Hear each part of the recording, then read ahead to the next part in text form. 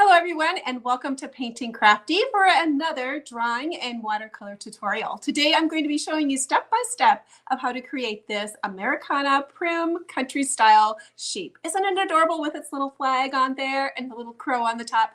I think it's super sweet. I'm going to be using watercolor and going to be using a little bit of ink at the end. Now for those of you who would like to have a little bit of help drawing or you'd be interested in having all the line drawings for my YouTube tutorials, you're going to want to check out my Ko-fi page. It's rather like a Patreon page. It's very reasonably priced, easy to join. Go over there and see what I might have to offer, and you could get all the line drawings for the tutorials I do on my YouTube page. Well, let's get started. I'm going to break out the watercolor, and we're going to be starting to do this draw on. This is an example of what the line drawing would look like if you were to receive one. All you have to do is print it off on your printer or travel to your local library or print shop to have this done. And that's what you can use. I like using a light box for this. I do have a tutorial on my page of how to use a light box and make your tracing easy. You might want to check out that video. I'll include the link down in the description for that. And line down the center of my drawing just to be able to come across. It's a grid. It's going to be able to show you how big I'm making my things and helps me line up my items too. All right, there's on my middle and my middle. So I'm making a X right in the middle like that. Now let's start out with this face. It's kind of just a gentle U shape. So I'm going to be starting right here. I'm going to just create this gentle U shape. It's going to be curving in at the top and then widening out as I come down. I like doing these little sketchy movements with my hand. It doesn't necessarily lock me into a shape right away. Now I have the little face part drawn. Let's go ahead and put the little curly top on the top. Now I'm just going to make a little puff like this. Now looking at your paper, you just want to make sure you have enough room for your little crow on the top. So when you're figuring out where to put your face or where you want it, just make sure you have enough room at the top for a crow, and then also check to see where your legs are going to be. You need to make sure you have enough room to put legs on there. So those are two things you're going to want to be able to check out before you start sketching your item. So I have my U shape here. It's coming in slightly. It's a little bit rounded here. Let's put those ears on. These are going to be a loop shape ear. I'm going to be coming around and then matching up with my face. Now, once I get my one ear on, I can go lightly over with my pencil. This is going to help me know that my other ear, or give me a guide to how big to make my other ear, how long to make it. I'm going to be starting here. Here's my guideline of how big I want to add it on. So my ears are similar in shape. So there I have my two little ears on. Now I'm going to be putting it inside of my ear in here. So I'm going to make a loop inside of here, following basically the same shape I drew. So there's going to be the inside of my ear. Let's put the little few details inside of my face. So we're going to have the two eyes. If you want to leave that line on short, I'd like to give you an idea of where the center is of your head. That helps line your eyes up a little better. I'm going to be doing oval shape eyes. I normally like to do them a little bit slanted so that these parts are facing in. So I have a little bit of dimension to my eyes. There we go. Now these eyes, he's looking up at that bird. So I'm going to create this line up here. Do you see how he's looking up? So that's going to be causing my eyes to be looking like they're looking up. Check the top here to kind of make sure they're even there. They're even at your bottom. So then he doesn't look too cross-eyed. I'm going to get them up there. I'm going to put a few little eyelashes in, and I normally put them in with pencil, just so I remember to put them in, because often I get to drawing and watercoloring and I forget to put them in. Now let's put this little bird on the top, the little crow. Now the crow I drew it a little differently this time. If you look here, it kind of reminds me of a triangle top. It has a little bit of a point. It's coming at an angle and then around. So I'm going to be looking at my bird. I'm going to be doing this triangle-ish shape head here, a little bit rounded. Now to do the chest, I'm going to come down. This reminds me of kind of a little bit of a picket fence, if I think of it, my shape that way. And then I'm going to be rounding it here. So this would be the underneath part of my bird. Then it's going to come up to a tail. So I have my little tail there. And then I'm going to swoop it down. Now I'm going to be putting a wing in here. So I'm going to be adding my wing. It's going to curl around back into my body. and then swoop up and then come back. So it's a sideways teardrop is what we're creating. Now I can line my tail up with that. Now to do it the face, this bird is facing forward, so we're going to need a beak, and this is going to be an upside down triangle. And then we're going to have two little dark eyes right in the middle. He's going to have a few little extra doodads on him to make him look a little fancy. I gave him some little feathers that were standing straight up there. I added some fancy little swirls for his tail feathers just to give him a little bit more whimsical look to him. And that's about it for my bird. I'm going to be putting legs on. I often like to draw the legs where they do kind of have a little bit of a V shape to them, where these are small, closer in here and then they go out gradually. I just think that adds a nice little whimsical look to him. Now this little guy is holding a star, so you can decide what your bird would like to hold. All you have to do is a whimsical little line and then add whatever item you'd like to add to yours. I wanted a rusty star there. Now we have his face, the bird on. We need to put the nose in. I kind of forgot to do that. Let's do the nose. So the nose is going to be a soft V shape, a little bit wider there to give him a nice little nose. And then the front, I'm going to be coming down the middle and slightly round it off at the bottom. So it looks like he has a little bit of a lip right there. So it gives him kind of a nice little look to it. I can hold this up a little bit closer so you can see how it splits and it's rounded. And that's his little mouth. Now let's go ahead and put our body on. I'm just going to be doing a soft little circle all the way around, a little puff ball. I just want to look here to start kind of at the same. Again, circles sometimes can be a little tricky to do. I don't often get them right the very first time I do them. So I like doing this little sketch motion with my hand so I can lay in my shape of where I want it. A good way to check to see if your circles are kind of similar, I have my line still drawn in the middle. I can measure with my pencil. So I can come here to my line, over here, and then bring it over and see if I'm similar to my size. And it looks like I am a little bit similar. There we go. That's all there is to the body. It's just that soft little circle. Let's go ahead and add his legs in, and they are just going to be going straight down.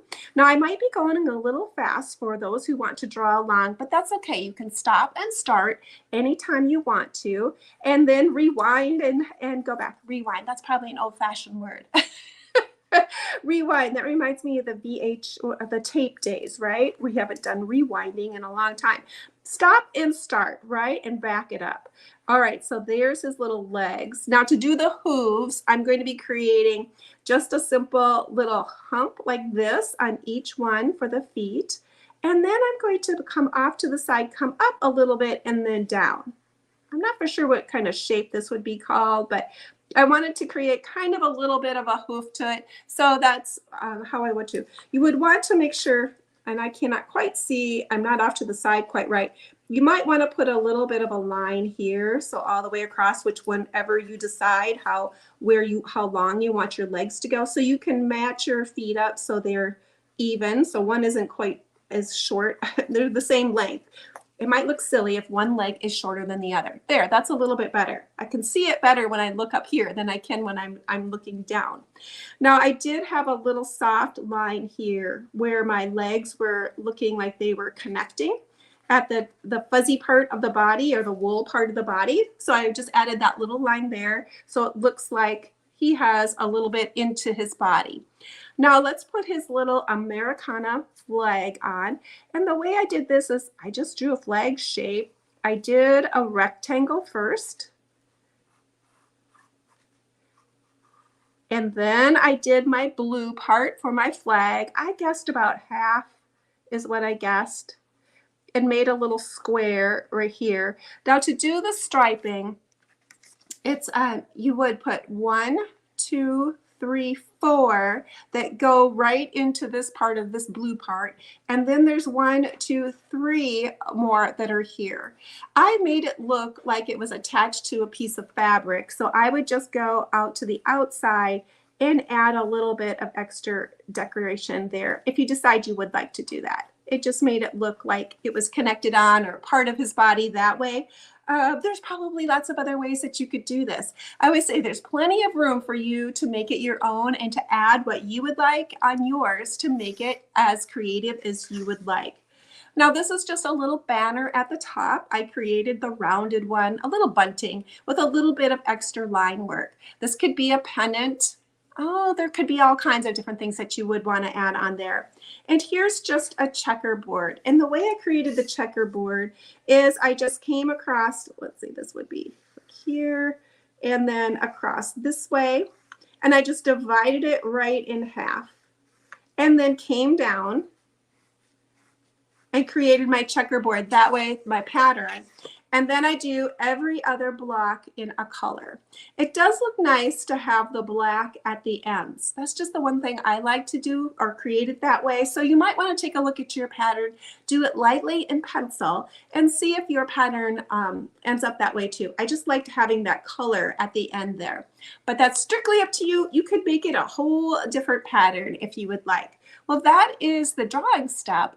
Let's go ahead and get our watercolor paints out and let's do the watercolor steps.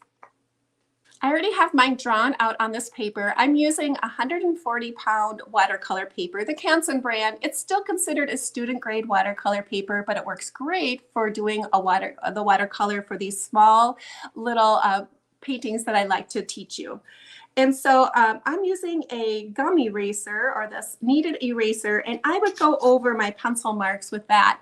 That's going to lift a little bit of the graphite without really disturbing the paper underneath, and it works perfectly for lightening up your marks. Now you can leave your darker pencil. We are going to be doing a little bit of pen work at the end with my Micron pen, a 01 today. This is a permanent pen, so you could do the pen work now, or you could do it later. I think I'm going to go ahead and do my eyes right now. It always brings these little guys to life, and it makes my character just all of a sudden come to life. So I'm going to be doing this part here at the top, and I'm going to be taking my pen and just doing a little bit of scribble motion.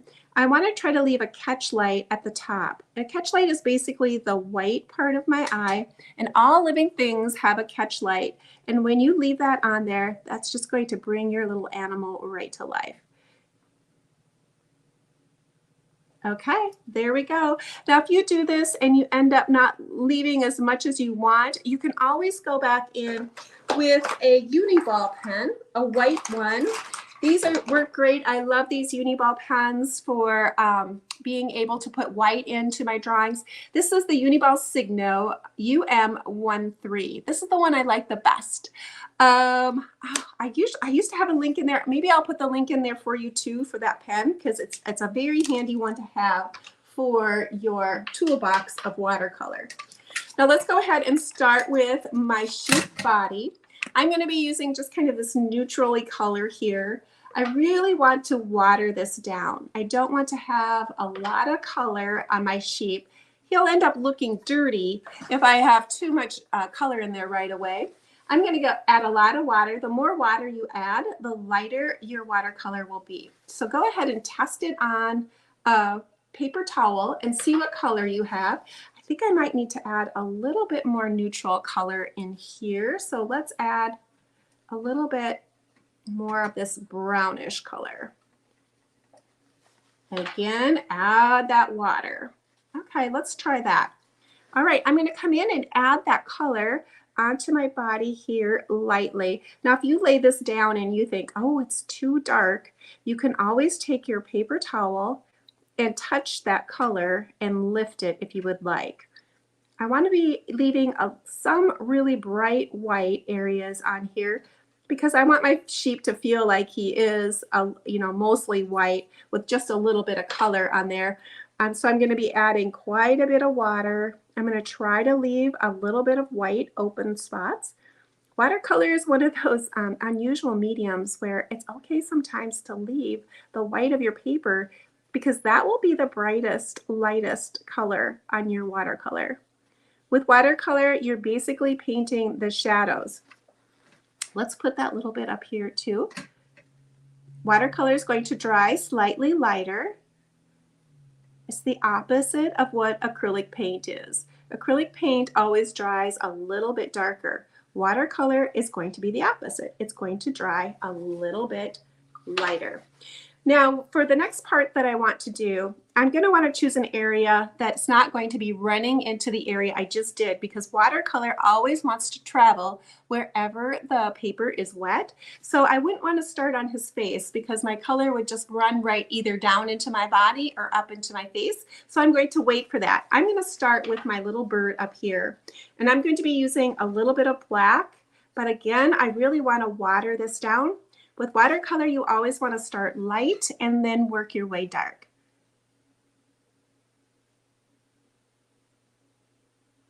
Now, when I get to part of this video, I might end up speeding it up a little bit. It's sometimes with the watercolor, with this particular way that I'm doing it today, most of all of my technique is going to be putting watercolor on dry paper and not doing any wet on wet blends. So basically, it's like laying in my color. Kind of reminds me of color book in a way, where I'm laying in my layers and I'm going to build them up slowly. So I'm going to be doing a light color, then perhaps a medium of that same color, and then a dark. So you might see me end up just putting in a layer, waiting for it to dry. It's critical sometimes to let your things dry before you put those next layers on. So I'm going to be working on this. You may see me speed it up, but I'll come back in and talk as I'm going.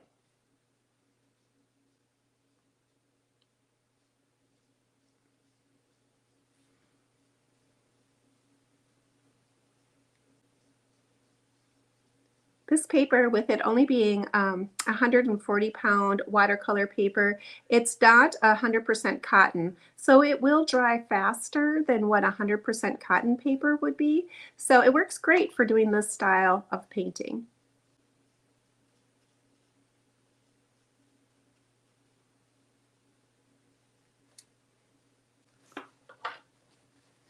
When doing this style of painting, where I'm putting my wet watercolor on dry paper, you kind of want to keep track a little bit of if you're ending up with any harsh lines when you're doing this. If you are ending up with some harsh lines that you want to soften, rinse your brush out and then take clean water, and then you can kind of just tickle the surface a little bit and soften your lines. You'll get a better result then and you'll like that little bit of a soft line that you're having instead of harsh lines on your painting.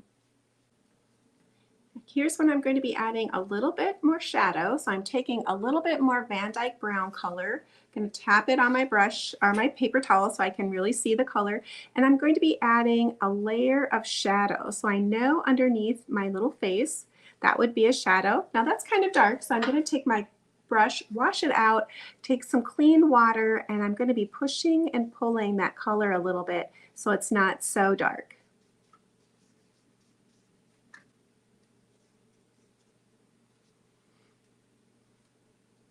Be adding a shadow here around the outside of my flag area, just to be able to pop that out in the end to give it a little bit more dimension.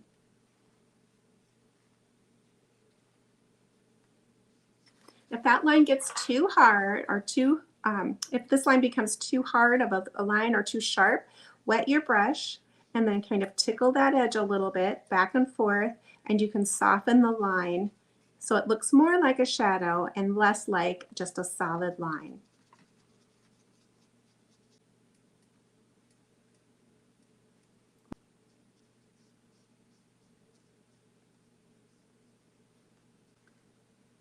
It's always a good idea to have some paper towel in your hand, so when you can always tap your brush off if you need to take extra color off, or it's a great way to test your colors as well. So I always suggest having a paper towel or a cloth inside of your hand so it's readily available so you can tweak your colors.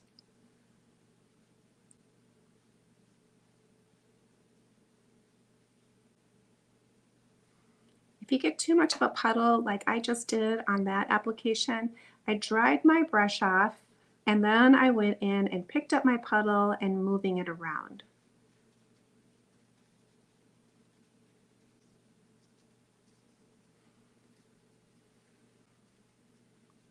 I decided to do this the check and the black and the white. It is rather kind of like a prim look to have that black and white check on mini paintings and mini drawings. And I like the look. It does kind of, when you get next to your sheep, you know, your legs are going to be black too. So it's just something you need to make sure that you have a variance in your color and that it's not all the same.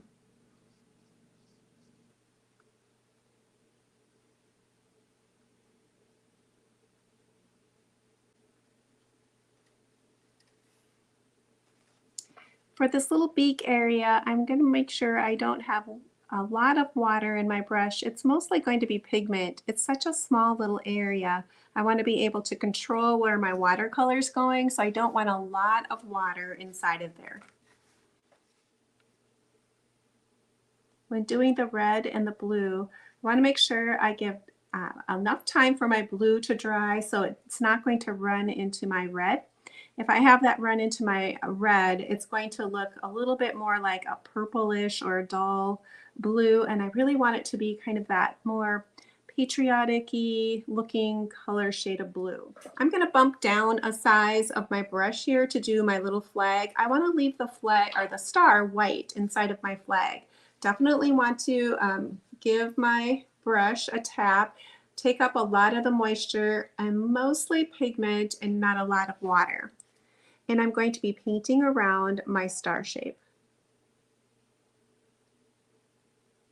Now, if you end up painting it all in, you could always take your Uniball pen and go around and reinforce the shape of the star at the end. It is a little difficult to do these little shapes sometimes when you're doing the negative shapes. You could also do this pattern, these little striping. You could end up doing that with a marker. That would work well and using a marker instead of using a paintbrush. That would be a little easier to control, and that would work too. Since I have this red out, I'm going to go ahead and do those top parts as well.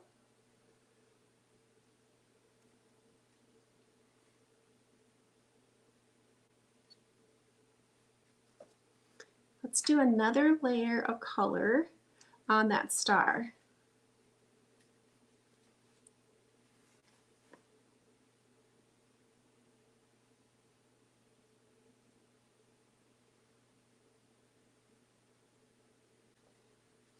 Now I have this little piece of fabric that I added on there, or fabric look to it. I'm going to take a little bit darker color here.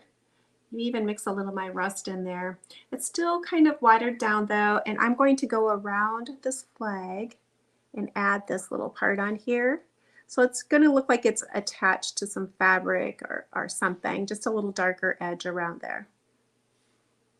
I'm going to be bringing more detail to it with my pen to give it some stitch marks and make it look like it's stitched on there. Okay, what I'm going to do now is I'm going to put the nose in, since I can kind of see it here, with my pen mark before I put my cheeks in. Okay, that's just going to be able to set my area where I want to be able to put my cheeks and add my cheek color in. My face is nice and dry. I like to have a nice and dry little area before I were to add the cheeks. I'm going to be coming in using that same red. I'm going to water it down. Got a little bit of fuzz on the end of my brush. Let's add a little bit of this red. Water it down, give it a tap here. And I'm going to be tapping just let's start with the nose here, just a little bit here and a little bit on the cheeks, not looking to do a complete circle. I'm going to give my brush a rinse out. Now this is just clean water. And then I'm going to lightly push this color around, tapping and pushing it around. Just a little bit so I don't have just perfectly round circles. I want to be able to have a little bit of open areas inside of there, so it gives it a little bit more organic-y look to it.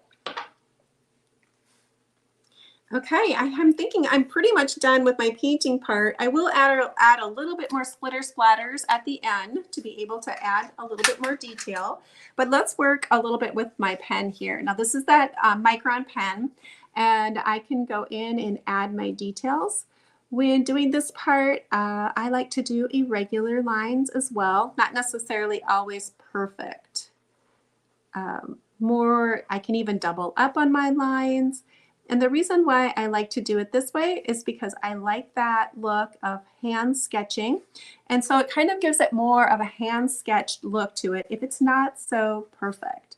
You can do it perfect. That will just give it a different look, more, I call it more like a color book style tracing, which is fine as well. I just like this look of more of a sketching look to it. Okay, let's do this little bit of a whimsicalness to it. When I started, I kind of ended that little line right in the middle there and put like a little circle there. So it looks like my wire is going through, or string is going through that item. Let's add a few little nose holes, just the tiniest bit of nose holes on the bird. So we're adding those little details on there. Now let's come down to my little sheep here. For the head and for around the furry part, I want to do this loosely and make my lines irregular. And they don't even necessarily need to all connect. I want it to have that real kind of spring type of a look to it. Let's do the ears. You can even go around your ears and not even necessarily follow exact to even loosen up your line work and give it a little bit more creative line work. And the inside of his ears, I'm going to be doing some little shading with some line work, and I'm going to be cross-hatching to give it a little bit more interest.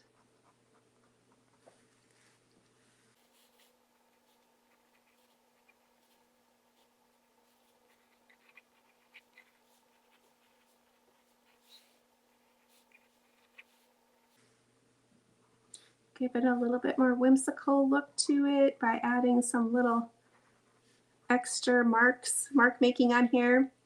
For his legs, I'm going to also doing some mark making on this, and I'm going to be doing long lines that are like long hatches of line mark. That's going to help bring those legs forward and stand out more and look different than those check patterns behind it. Let's work a little bit on this flag or the fabric. So I'm going to be tracing around this way, and then I'm going to be adding some little stitches, so little X's, so it looks like it's tacked on.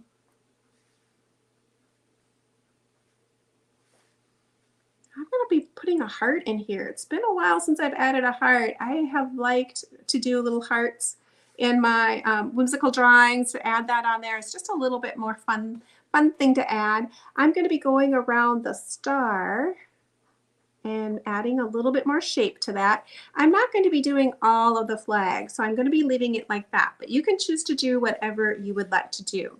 So on my checks, I'm going to be loosely drawing around them and maybe even adding a few more lines to give it a little bit more character, and just add some line work to it and loosen up and make the line work a little bit more interesting, and the check pattern, so it doesn't have to be so perfect. Want that to stand out a little bit more for my shape on my star. There, I'm thinking that looks good.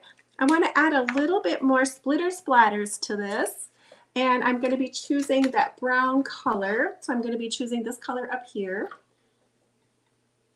I'm adding quite a bit of water to this color, so I want it to be nice and juicy.